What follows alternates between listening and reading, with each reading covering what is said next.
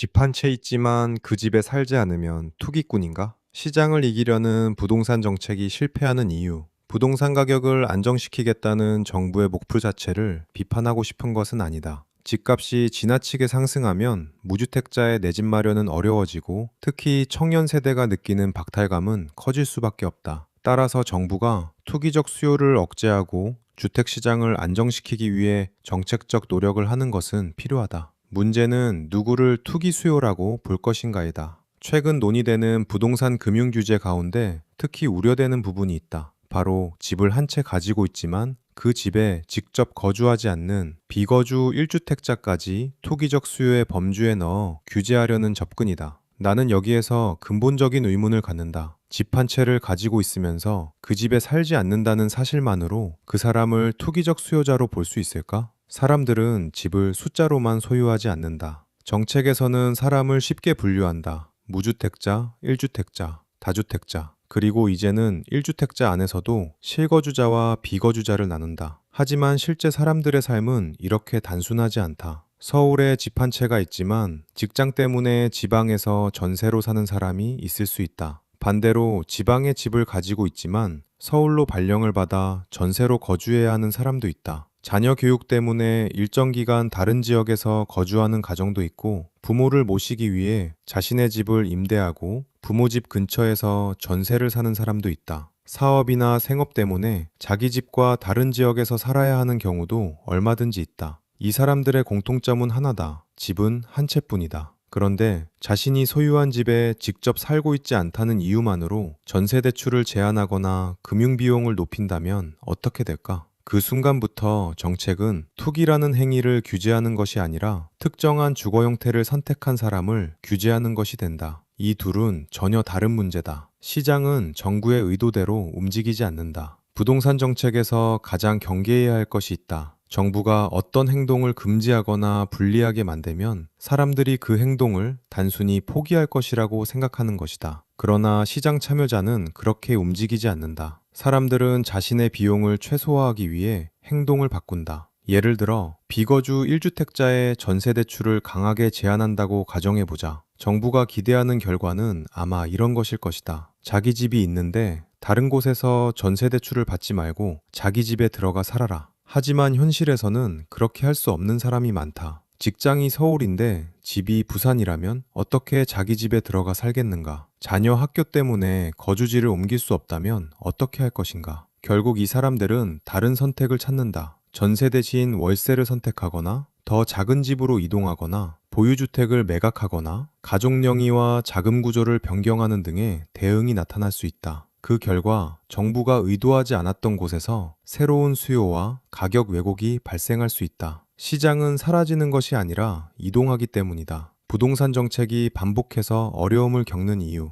부동산 가격은 하나의 변수로 결정되지 않는다. 금리, 주택 공급량, 입주 물량, 인구 이동, 직장 접근성, 교육 환경, 교통망, 재건축 기대감, 임대 수익률, 대출 가능 금액, 세금, 그리고 사람들의 미래 기대가 동시에 작용한다. 그런데 복잡한 시장을 다주택자는 투기, 비거주자는 투기, 대출을 막으면 집값 안정처럼 지나치게 단순한 공식으로 접근하면 반드시 부작용이 생긴다. 특히 수요를 억제하는 정책은 단기적으로 거래량을 감소시킬 수 있다. 하지만 거래량 감소와 주택가격 안정은 같은 말이 아니다. 사고 싶은 사람이 있어도 대출 때문에 사지 못하고 팔고 싶은 사람도 세금이나 규제 때문에 팔지 않는다면 거래가 얼어붙을 수 있다. 가격이 안정된 것이 아니라 시장의 기능이 멈춰버리는 것이다. 가장 위험한 것은 정책의 예측 가능성이 사라지는 것이다. 부동산은 주식과 다르다. 오늘 사고 내일 파는 상품이 아니다. 대부분의 사람에게 집은 수년, 때로는 수십 년을 내다보고 결정하는 자산이다. 그런데 정책이 바뀔 때마다 누가 실수요자인지, 누가 투기 수요자인지, 어떤 대출이 허용되는지, 어떤 사람이 규제 대상이 되는지가 계속 달라진다면 사람들은 정책을 신뢰하기 어려워진다. 그러면 사람들은 경제적 가치보다 다음 규제가 무엇일까를 먼저 계산하게 된다. 이것은 건강한 시장이 아니다. 좋은 정책은 국민이 정부의 다음 규제를 예측하게 만드는 것이 아니라 자신의 소득과 필요에 따라 합리적인 주거 선택을 할 수 있게 만들어야 한다. 투기꾼을 잡으려다 평범한 1주택자를 잡아서는 안 된다. 나는 투기 억제 자체에 반대하지 않는다. 과도한 레버리지를 이용한 단기 투기나 시장 질서를 교란하는 행위는 관리할 필요가 있다. 하지만 정책은 정교해야 한다. 특히 집이 있는데 그 집에 살지 않는다는 사실과 투기를 목적으로 집을 보유한다는 사실을 동일하게 취급해서는 안 된다. 주택을 한 채 가지고 있으면서 다른 곳에서 전세로 거주하는 데에는 수많은 이유가 있을 수 있다. 직장 때문일 수도 있고, 자녀 때문일 수도 있고,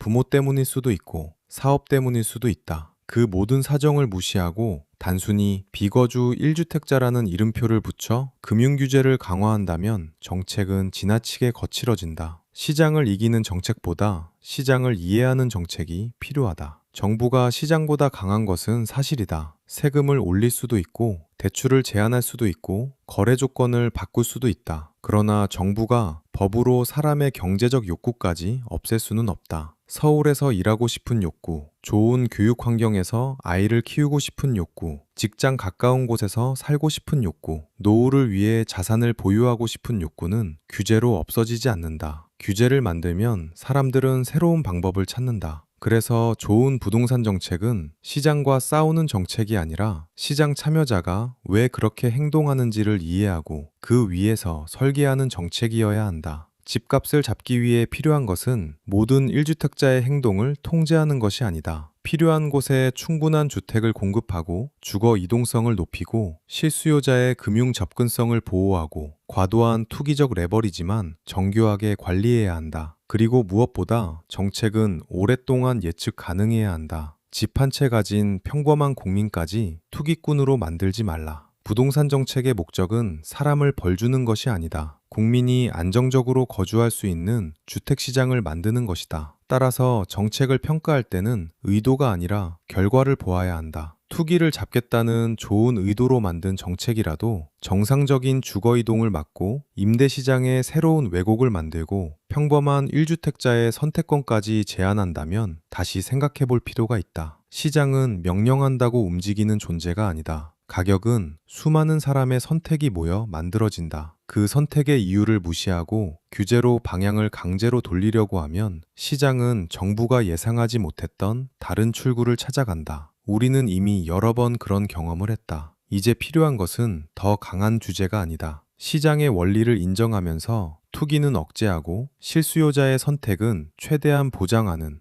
훨씬 더 정교한 부동산 정책이다. 그리고 그 출발점은 아주 단순한 질문이어야 한다.